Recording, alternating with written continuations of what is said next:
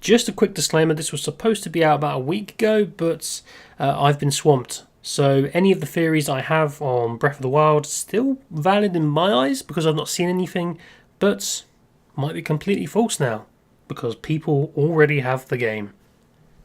Enjoy the video. Hello everyone! As you all know, the internet is not the kind of place you really want to share your opinion.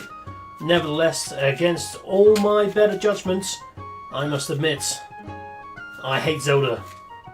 No, okay, before you go and prepare a comment on why I'm wrong and how Zelda is the best game franchise in the world, let me explain myself. The grand epic quest of a Zelda game, I can really get behind it. There's a beautiful sense of wonder to the games, and more often than not, the game world and its enemies are immediately interesting visually. Everything I know about a Zelda game should make me love Zelda. But I just have never completed a single game, and I've played everything from the original NES, Four Swords on the GameCube, Ocarina of Time on the 3DS, to Skyward Sword and Twilight Princess on the Wii. I often get about halfway through and then just randomly stop playing and don't feel the need to finish them. Every single time there's a new Zelda release, I get hyped, very much like many other fans. I think to myself, maybe this will be the one that gets me into the series. Maybe this one will allow me to wax lyrically with my gaming peers on all things Zelda. But it ends the same way. I love playing through the first couple of hours and then I hit a wall and then stop playing. I hate it. There's this franchise loved by so many people. Why can't I enjoy it like them? I absolutely adore the design of these games, owning many t-shirts and an awesome messenger bag.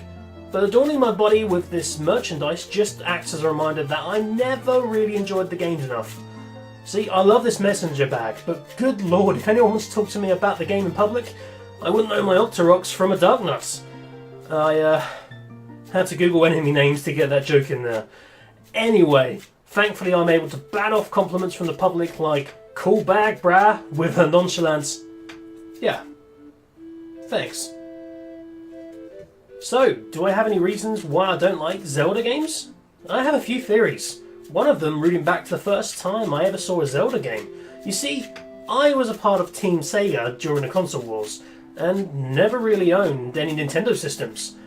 But my best friend was firmly in Nintendo's camp, and had the Super Nintendo, the N64, and the GameCube.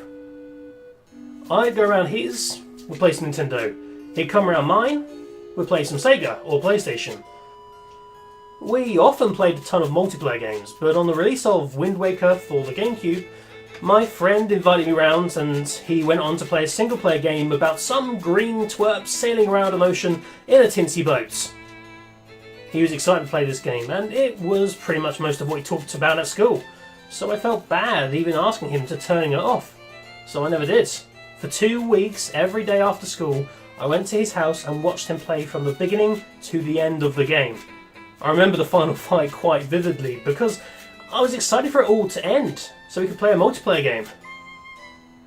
I later went on to play Wind Waker via the Wii U and found I really enjoyed it. It was beautiful to look at, it had some solid combat, and I enjoyed the story and characters. But shortly after playing, perhaps once you reached the third island, I lost interest and never really picked it up again.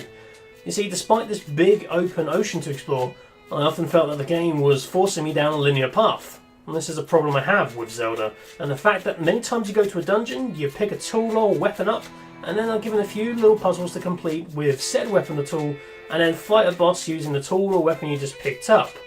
There's this really interesting game design practice going on here, where you are being taught new skills and then being tasked with using those skills in a new and dangerous situation. But it just got a bit stale for me. By the time I entered the dungeon boss's lair, I could predict what would happen based on the tool or weapon I just obtained. Now, this is where things get a little blurry, and I'm happy to admit that I'm wrong with this, but I didn't feel like there was any good variety of side quests. I remember from Wind Waker that I had to play hide and seek with some kids, locate a camera via crawling through some tunnels, and play battleships. But the side quests never really felt like they added anything to the experience.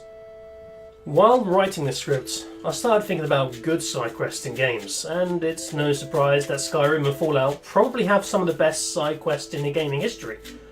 A lot would argue that the Witcher series has some pretty good side quests, but while I own all the Witcher games, I've actually not played any of them, so I'm afraid I can't comment on that just yet. Now, Fallout 4, for example, if you're focused on just the main story, it's probably quite boring. But there are some very good side missions that add to the lore and provide you with some personal growth via experience or items. Add to the fact that these side quests are so numerous that your play session is personal to you. It's your adventure. You're making decisions and no one else will experience the same playthrough as you. Side quests for me are part distraction and part stress relief.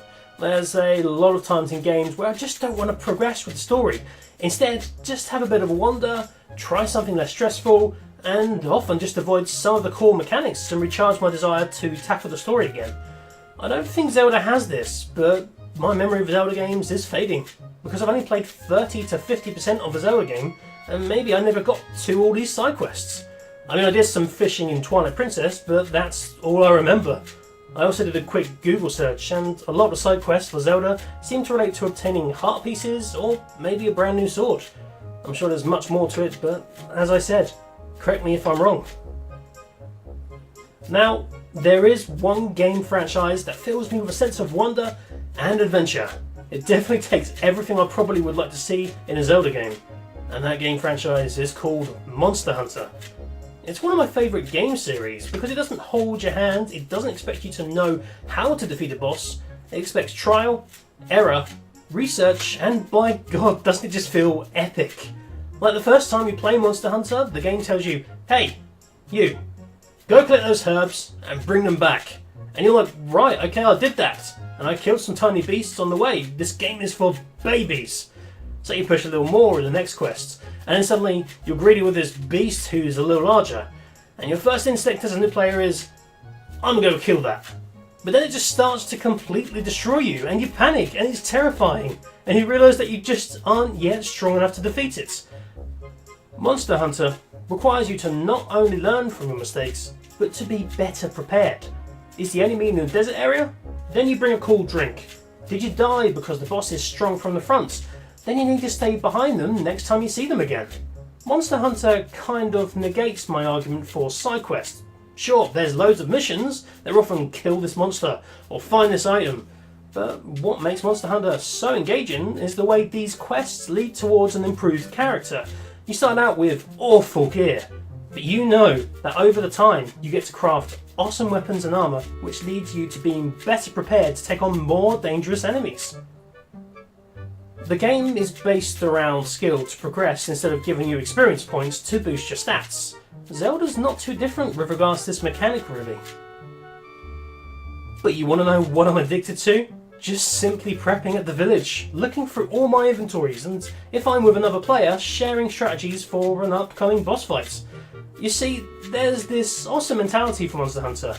More often than not, you fought this monster once and you ran away. So the next time you see them, you either avoid them or try your best to use everything you've learned to defeat them. There's nothing out there that gives me a better sense of adventure than Monster Hunter. Now, those of you who have not watched any trailers for Breath of the Wild and want to keep it that way, well, might be a good idea to maybe not watch this. I'm also going to be including some video from Pro Jared's Nintendo Switch preview event too. Please don't sue me, Pro Jared. I swear I'll put a link to your video in the description.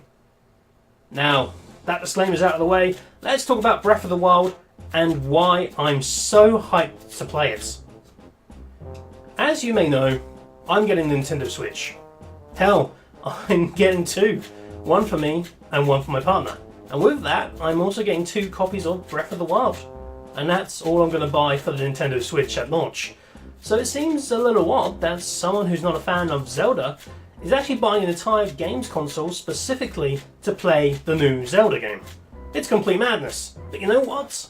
I'm so excited for Breath of the Wild, you wouldn't believe it. I not only have a ticket aboard the hype train, but will be travelling in first class and hopefully the train driver will let me toot the horn. I've not been excited for a game literally for years. But why? Well, I think Breath of the Wild is becoming the Zelda game I've always wanted. You see, I watched a few videos and saw a few screenshots which just kind of made me think that my criticism of the franchise is being addressed. First up, let's talk about the worlds. It's open world and looks like a beautiful place to explore with many different biomes. Now, Wind Waker is considered kind of open world, but there was so much barren and emptiness of sea that they could have just classified the ocean as a fancy loading screen to get to another island. But the dense forests of Breath of the Wild and the fact that Link can seem to climb anything just excites me because it opens up so many nooks and crannies for me to explore. Next up, let's talk about inventory systems. Zelda's inventory systems have normally been pretty bare bone. You do collect a few items, but you know, let's just show you the inventory screen from Wind Waker. There you go. And now compare the inventory screen for Breath of the Wild, which just seems like it's much more diverse. And then that's just one tab. There's other tabs with other items too, but while all the tabs have shown predominantly food-based items, there's an entire tab also dedicated to swords, one to shields, one to armour, and another one to bow and arrows. I understand that we had a little customization with the masks from Majora's Mask, but this makes me feel that the inventory system is much more versatile and lets me really choose the best types of gear and prepare. Speaking of preparing, you can cook food, which gives you stat boosts.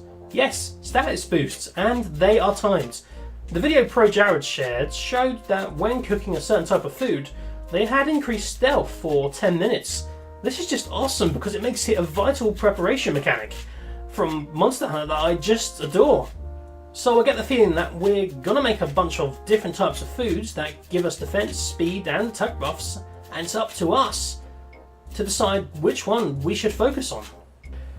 I'm really hoping that we'll see the open world have a selection of higher tier enemy types, which maybe are so fast that defeating them normally is going to be a pain. But you know what? You go back, you equip a sword type it's weak against, increase your speed temporarily via cooking, and change your armor type to counteract incoming attacks. Sure, keep the dungeon areas exactly as they have always been in Zelda games. Give the player an item, let them use that item on the boss, and then we go out and explore. Let me encounter bosses that need some planning, and where I'll be whistling for Epona to just help me and rescue me from danger and get the hell out of there. But that's not all. To further support this idea of prep work, there was a screenshot I've seen which has these awesome lightning storms. Here's the screenshots. But there's more to it than just nice weather effects. You see, according to Kit Ellis from Nintendo of America, lightning in Breath of the Wild is attracted to metal equipment. Much similar to preparing for an environmental area in Monster Hunter, Link must make sure that when there's lightning about, he's got to get changed from heavy durable metal armour and probably into a little leathery number. It might even go one step further and recommend that you don't swing a metal sword around. You see, this switches up the playstyle. It encourages me to make decisions on how I plan to attack an enemy, and it's just so awesome. There's little information, but what I do know makes me giddy with excitement as my imagination goes into overload to try and fill in the gaps. Keep the traditional Zelda formula, but make this open world dangerous. Let me explore, let me learn on my own where I should and shouldn't be. Hell, throw up a few worthwhile side quests with engaging characters that build upon the lore, and you have everything I want to see in a Zelda game. Anyway, I really can't wait much longer, and I'm not going to have to. We're less than 2 weeks away from Breath of the Wild, and only time will tell whether this becomes the first and only Zelda game that I complete, and hopefully lets me feel the same amount of joy and love that millions of gamers feel for the franchise. Or whether I continue a tradition of being disappointed and only ever getting halfway through a Zelda game. I really hope it's the former, but you never know. I bought a Nintendo Wii with only Twilight Princess, and the allure of a new console didn't compel me to finish that. Then again, I did have Wii Sports. Anyway, thank you guys for watching. Now that you've watched the entire video, feel free to tell me your opinion. Let me know what got you into Zelda, or if you have the same concerns I have with the franchise and feel like you're just missing out on something great. If you want to be alerted when I make a new video, just hit that subscribe button. I'm also looking at preparing my setup for Nintendo Switch recordings, so let me know if that's something you want to see too. Anyway, thanks for watching, and I'll see you all later.